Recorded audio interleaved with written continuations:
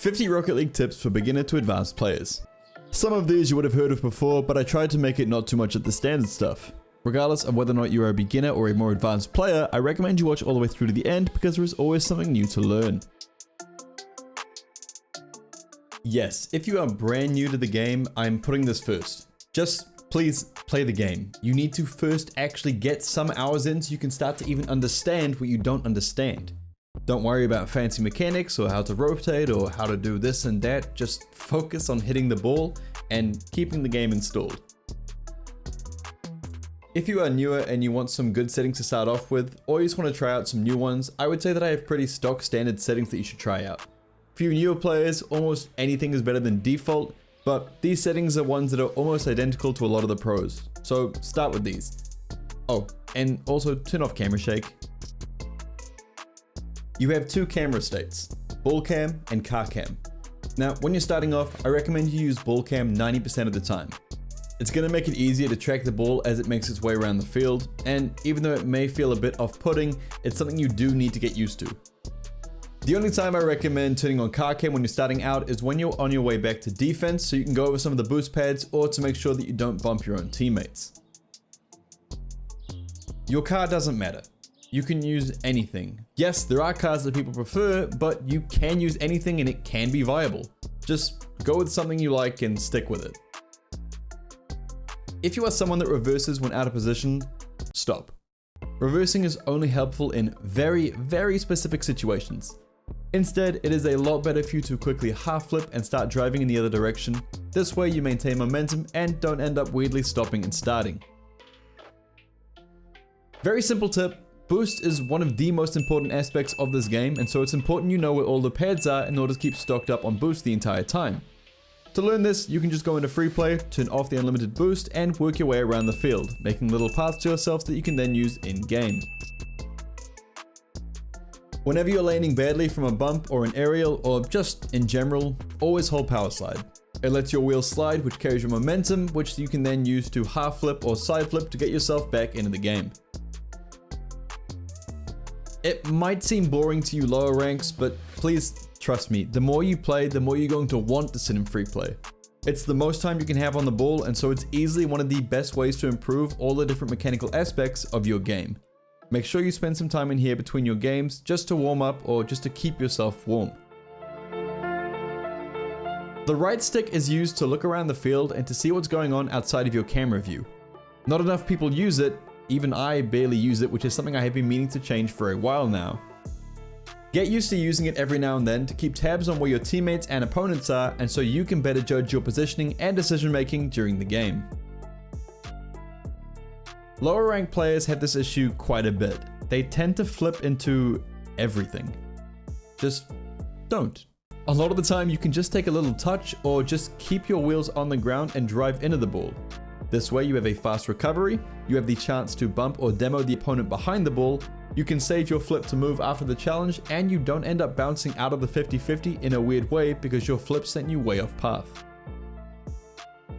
Power hits are essential to every aspect of this game. Not only scoring and shooting, but also clears, saves, passes, and just knowing how to get power out of every situation. Making sure you're hitting the ball with the corner of your car in order to generate the most power is needed across every rank. So, practice whenever you can. Watching YouTube videos are great, but you don't get the full picture. When you watch someone stream, you get to see the entire game, not just the highlights. This way, you will find it a lot easier to follow someone's thought process during a play, and you can have a better time learning from them than if you were just watching people hit clips over and over on YouTube. Something I have a bad habit of doing is holding down accelerate non-stop. But when I'm landing in those awkward positions where I'm having to power slide and flip out to get back my momentum, if I'm holding accelerate while sliding the wrong way, it's going to make my recovery a little messy. Instead, if you are landing the wrong way, just hold power slide for that brief moment that you land and only accelerate once you've started the half flip or the movement out of the awkward landing. That might seem a bit complicated, I hope that does make sense. Casual matches are a great way to try out new mechanics or a different way of playing if you feel a little worried about your performance in ranked. Oftentimes when I just want to mess around and go for everything, I'll jump into a few casual matches and just ball chase. This helps me focus on my boost management and my recovery time because I'm constantly flying all over the place and trying to get back as fast as I can. Big advice, something I'm still so bad at. Everyone has that one way they naturally flip towards. For me, I'm comfortable flipping to my left. Make sure you train both ways though. It's going to be so much better for you down the track if this is something you do early on in your game. Listen to me, your rank means nothing. You can be improving and still be in the same rank. It's fine. You can be improving and still go down a few ranks. It's completely fine. The way you need to look at it, if you're improving but losing, eventually you will have improved to the point that you can begin to easily climb back up again. And then eventually you'll improve to the point where you can move past the rank you were first stuck on. Rocket League is a long-term game, so stop treating it like you need to be the highest rank tomorrow. The side flick is one of the easiest and most useful flicks for players who are new to dribbling. Once you are dribbling the ball, just simply flip sideways. This not only gives the ball height and speed, it also gets you landing on your wheels a lot faster than any other flick, which is incredibly helpful to give you an easy recovery. There are plenty of tutorials if you need extra help, but this is definitely the flick you should start off with. This game is hard. It takes thousands of hours to learn the ins and outs and thousands more to learn how to do everything really well. So don't get upset if you're having some trouble learning a mechanic or getting through a rank. Just know that it all takes time for all of us. 1v1 matches offer you the most time on the ball and end up being, if you make a mistake, you get punished. In game modes with a teammate, you can have backup when you make mistakes. In ones, you get scored on. It is a very simple way to see where your faults are and can also be a great way to improve your challenge game, your recoveries, and your shooting. Kickoffs are one of the things you have to do in every single game of Rocket League, and most of the time it happens multiple times a game. So why would you risk not being good at something that you know you have to do every single time you play a match? Learn a really good kickoff and practice it. Understand the ins and outs and train it in a lot of ones matches. For some of you, this might be a very simple diagonal flip kickoff. For you higher ranks, it'll probably be the speed flip. Either way, get one under your belt and start to learn it properly. When the ball is in the air while near one of the walls, it can be tempting to just fly up and go for it, but it is much more efficient to use the walls and drive up. Then move off the wall to attack the ball. This is going to save you boost, time, and give you more power behind your touches. This one is huge. The more you watch pro play, the more you start to see how they play the same game as you, just to a different degree. And no, I don't mean that they play Rocket League just like you. I mean, when you watch pro gameplay, it's not often all these flashy mechanics and incredible goals. Yes, those still happen, but you'll find that the majority of the game is played through the basics. Good touches, good rotations, accurate shooting, and solid passing. These are all things that you can work on and bring into your own gameplay no matter what rank you are, and you can get a better idea about all of them just through watching the best of the best. You do not need to always be flipping. It is important to flip like when you're away from the ball and trying to build up some speed, either moving up the field or rotating back, but flipping all the time is just going to get you caught out of position. In the middle of a flip, you cannot really stop yourself or adjust yourself, so you might end up being mid-flip when you have the perfect opportunity to challenge the ball. So, if you are near the play or the play is very likely to move your way soon, try to keep your wheels to the ground to give you a faster reaction time. Possession is key if you want to win. By moving the ball down the field every time it comes to you, you are instantly giving up pressure and giving your opponents possession of the ball. Instead, if you have the time, try to control the ball and dribble, or take a touch and then look for a play. There will be times where booming the ball will be a good option. For example, where you're being heavily pushed in while defending and you are clearing to give your team time to reset. But if you do have the time to control, take that time to control. Just an overall really good pack to practice if you want to better your shooting. I recommend it for people at any rank, but obviously it's going to be a lot harder for some of you. A simple tip that will save you a lot of trouble. Right before you're about to aerial for a ball, just make sure you're lined up with it. This way you don't have to worry about air rolling early on to get yourself close to it, and you can use your boost instead to get there as fast as you can. Easy. Like stated earlier, trying to control the ball rather than boom it away is really important.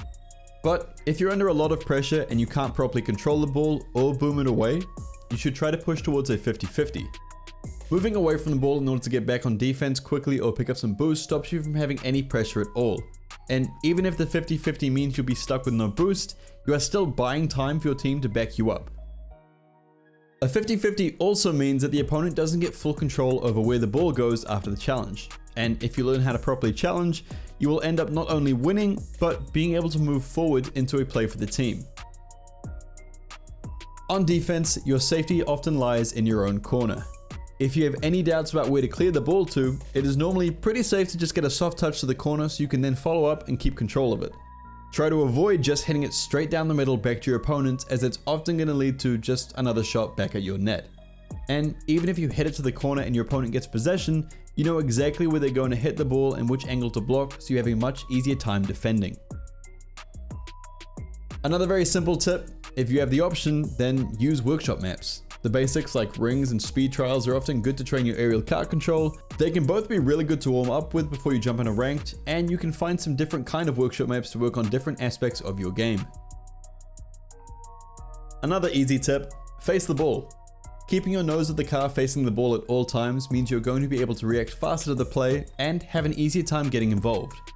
If I start turning back too early, my opponent might be able to see that and take advantage of the space that I've given them. But if I stay facing the ball, I'm ready to jump in and challenge or move into a defensive position if I need to. This is something I've started thinking about more recently. Once you know how you need to hit the ball while you're in the air, you should try to think about the best way to position your car afterwards for the landing. If you can get into the habit of making sure you're always landing wheels down on a surface, it will quickly become second nature and you'll have a much faster recovery time. Don't worry about losing. If you lose, simply view it as a way to learn from the mistakes in that game and then move on. Letting yourself get upset by a loss and taking nothing away from it is a waste of a game. Always think about what went wrong and where you could have improved or made a difference. A lot of the time, while defending, you will see players use up a lot of boost when they don't need to. Wasting boost is bad, but wasting boost on defense is really bad. It's only going to make it harder for you to push out of defense as a team, and you'll end up stuck in your net with nothing in the tank. Instead, try to be smart with your positioning and only use your boost when you need to. If you can't find training packs for the situation you need, just make them. This way you have your own specific training pack custom built for your wants and needs. No one ever makes their own packs, and I really don't understand why. You only need to win a game by one goal. If there are 10 seconds on the clock and the score is 1-0, it does not matter if regular time ends at 2-0, as long as it doesn't end at 1-1. What I mean is, stop taking those risks just because you want to score another goal. If you want to win games, think it through. Would you rather win or get a chance at scoring that then results in you losing? Just be smart about it. You hear a lot that mechanics aren't everything, and that they aren't really needed at all. Players reach Supersonic Legend with just the basic fundamentals, and while that is completely true, it doesn't mean you should neglect them altogether. Mechanics make the game easier for you. You'll be able to do things you otherwise couldn't if you hadn't trained them. I'm not telling you to go out and just be a mech monkey, just something to think about. Watching your own replays is one of the best ways to improve. You get to sit back without the stress of playing and really just take in all the little mistakes you make as you play. It's not an easy thing to do, looking at your own gameplay and criticizing every single thing about it, but doing so will help you see the flaws and parts of your game that you might have otherwise thought you were doing perfectly, which is going to help you improve later on. This is something that took me a very long time to learn, and it is still something I struggle with to this day. Over air rolling is going to make you slow, give you less accurate hits, and is just an overall bad habit. Instead, you want to only air roll for those minor adjustments in order to be accurate with your touch. By normal aerialing the entire way and then air rolling right at the end, you also allow yourself to adjust to any potential challenges in the air because you're going to be able to angle your car to take a good 50-50. As the first man on your team, your job is to challenge. Simple. You have two teammates behind you and your opponent has the ball. Why wouldn't you challenge? You are forcing your opponent to do something with the ball. They either have to hit it over you, try to pass it, or accept that they're going to get a 50-50 in which you might win the ball from them.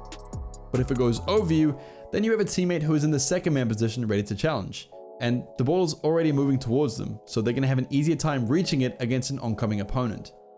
When first man, try to not play scared and instead challenge and force your opponent to make a play. In my eyes, solo queue is better for making you a better all-around player, as you're going to have to get used to adapting to different playstyles and learning to fit into different teams, but playing with teammates is less frustrating, which can be a big thing when it comes to improving. So do what you think is best for you.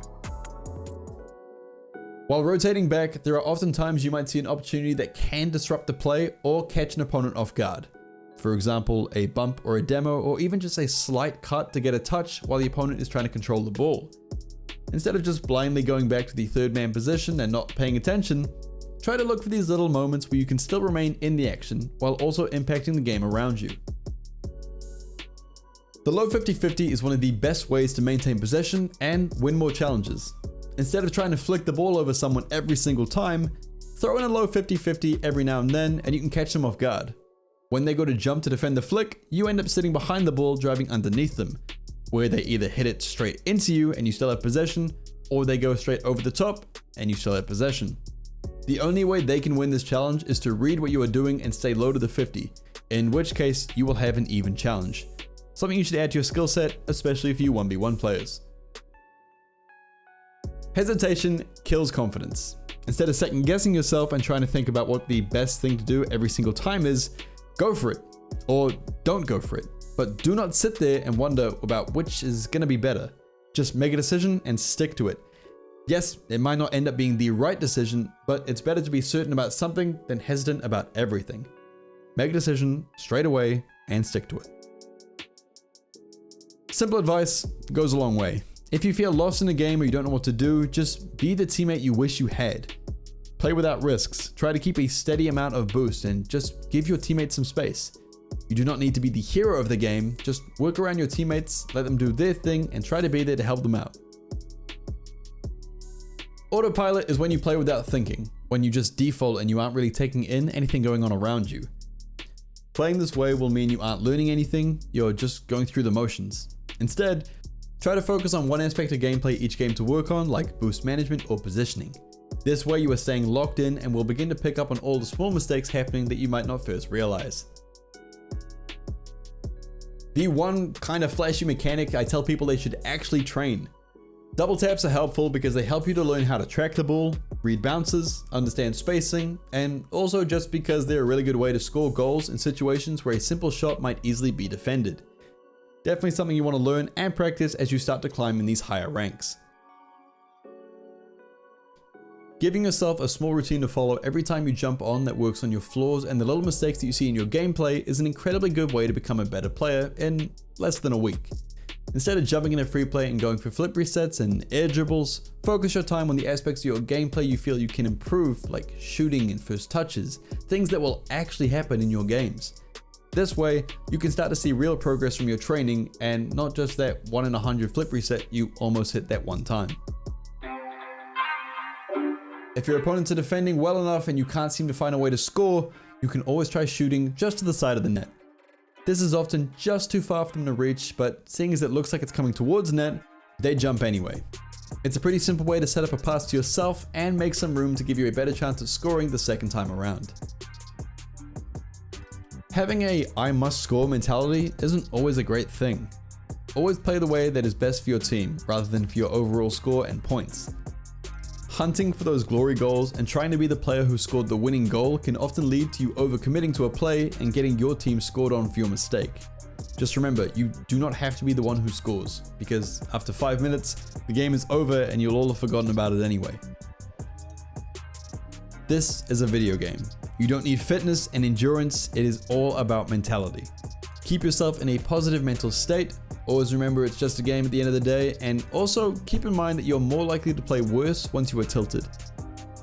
As long as you keep yourself in check, you'll find your games, your performance, your training, and overall your enjoyment of the game are going to go a whole lot better. And with that being number 50, that is where today's video ends, but if you do want more tips, feel free to click this video right here. Click the video. Do it. Click the video.